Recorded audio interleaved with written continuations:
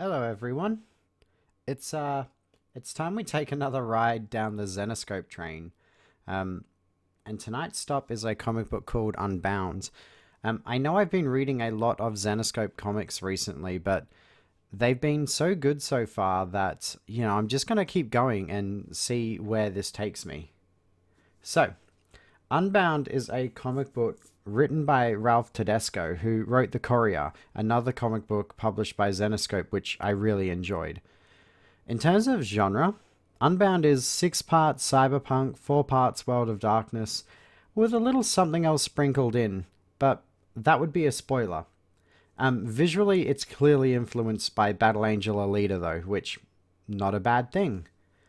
Now, on the topic of spoilers, I can't talk about this series without spoiling a major reveal at the end of chapter 1, so I'm going to have to do things a little bit differently because I believe revealing this twist takes away from the overall experience. So I'll talk about the general plot for the first chapter at first, trying to avoid all the spoilers and twists, and then we'll get into everything afterwards.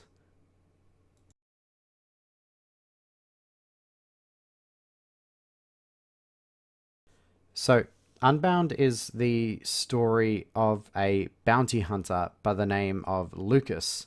And can I just pause on this first panel for a moment? This is literally the first panel in the comic book, and it does such a perfect job of capturing this world. It's got the dingy nightclub, the colors are very vibrant and neon. We've got the totally rad 80s mohawk going on back there next to the dude who weirdly looks like Krang from TMNT.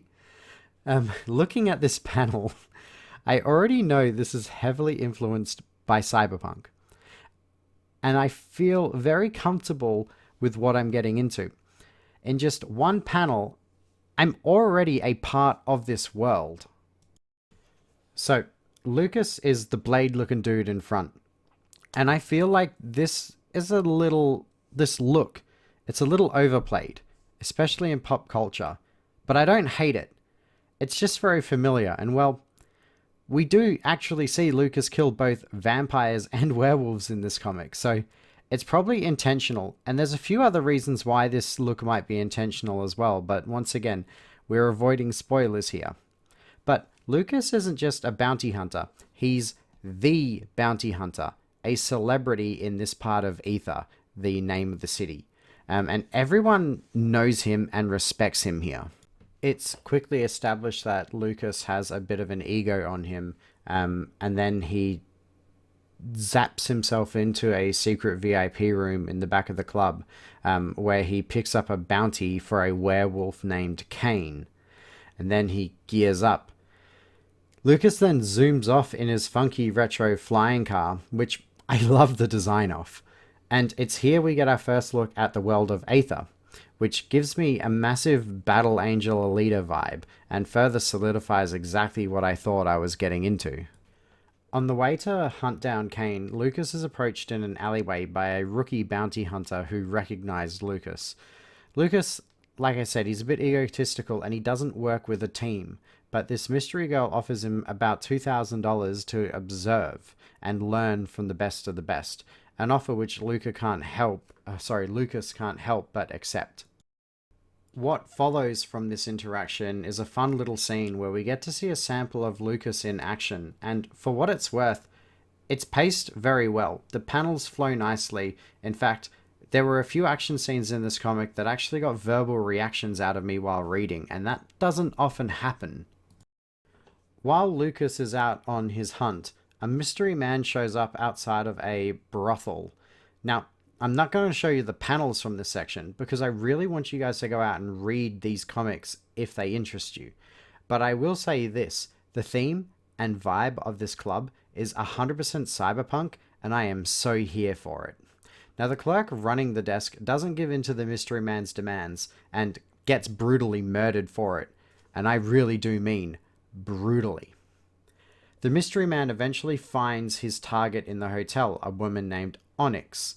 Onyx puts up a decent fight, but he's too powerful for her, and he has some kind of supernatural powers, maybe augmented. Eventually, he gets his hands on her and, well, she's dispatched. Back to Lukas now. Lukas has successfully hunted down the werewolf Cain, and a great fight scene ensues with both Lukas and the rookie hunter working together to take Cain down. The panel work for this scene flows really well, and there's plenty of detail in the artwork, and I had a ton of fun reading it. And that's what really counts, right? Now, this is the moment where I'm going to take a second, as promised. If you are enjoying what you are seeing, I'm going to put a link down below where you can get yourself a copy of this comic. I do not want to spoil this for you. I'll say it one more time. Click off this video right now if you want to avoid spoilers. You can't say I didn't warn you.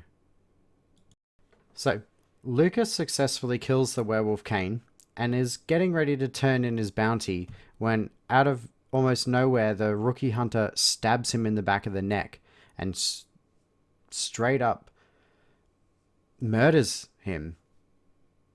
Turns out she was double-crossing him all along so that she could claim the bounty for herself. It's at this point that the author reveals to us that everything we just saw and read was actually taking place inside of a video game called Aether. This was a plot twist that, I have to be honest with you, I didn't see coming. It caught me off guard. And that really doesn't happen much. Now, some of you may not like this twist, but Dot Hack Sign is one of my favorite animes of all time. So I'm here for this. And I have a pretty good idea where this comic book is headed now that I've got this information. Lukas, being killed by another player in game, gets de-leveled back to level 1. He loses all of his monies and items which were looted by the rookie hunter. We're then treated to another reveal. You see, when this mysterious killer kills you inside of the game, you die in real life as well. This is a trope that we're all very familiar with, and we've probably all seen it in a few different anime franchises over recent years, but I've never actually seen it handled in a comic book before.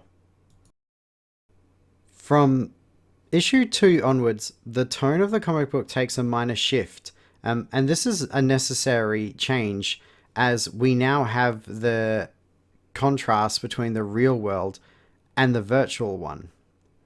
Word starts to spread that people are disappearing from the game, and rumors start to go around that people dying in the real world when they die in the game. Now, the developers of Aether, which, as I've said, is the name of the game, they vehemently deny this, insisting that Aether is safe, and what players experience in the game is just like having a daydream, and that it's impossible to have any real-world consequences from playing it, and that these deaths are merely just a coincidence due to the popularity of the game. Now, back in the game, Lukas begins to grind his way back up to a high level when he gets attacked by the mystery man, but manages to log out before anything bad can happen to him. Lukas then hits up the game's message boards to see if anyone else has run into this character before, and lo and behold, someone has. And it's the rookie hunter who portrayed him earlier, who we've now learnt goes by the name of Marna.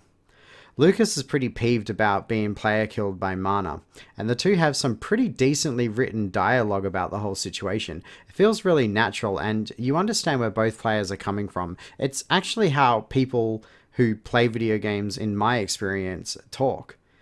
As more and more people begin turning up dead though, Lukas and Marna then team up with a group of players to try and track down the killer, who they decide to call X, and put an end to him, fully knowing the consequences. It's a lot of fun seeing these characters meet up in real life and in the game and how they differ from each other. There's also a nice bit of character development going on here that I wish the author spent a little bit more time developing. But I have to keep reminding myself that this isn't a drama, it's an action thriller, and I'm a sucker for drama, so you can't blame me for wanting a little bit of that. My only critique would be the action set piece towards the end of the comic has what I would consider to be a pretty major plot hole. You see, the killer has manipulated the game's code in a way that doesn't let players log out around him. However, all of our main characters at this point are playing from the same house. And I can't help but wonder why they didn't just have one player, especially considering one of the players is literally a new player. Just stay offline and manually disconnect the other players if they appear to be in trouble.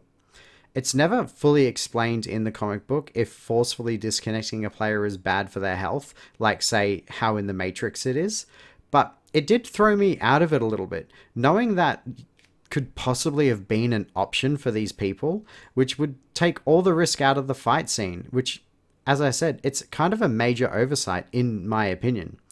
So in the end, though, I am once again left pleasantly surprised by Zenoscope. This comic book is only 5 issues long, and it can be casually read in about an hour.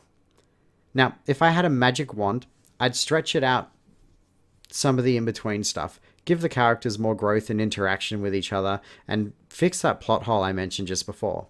But the fact that I'm even mentioning this is because I do want more out of this comic. I'm sold on this world.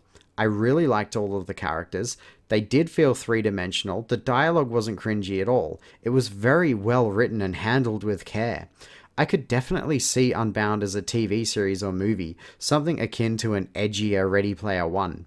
And I'd really be down for that, because this world is worth exploring more, and I really, really do feel like we didn't get enough of these characters.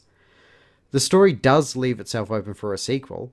I don't know if we'll ever get one, but either way, Unbound is a great comic book with a really fun world, a well-paced story, and well-written characters. It's definitely worth a buy, and it deserves its place well-regarded amongst my collection of comic books. So, what do you think of Unbound? Have you read it before? Let me know in the comments down below, and as always, don't forget to like and subscribe for more content just like this.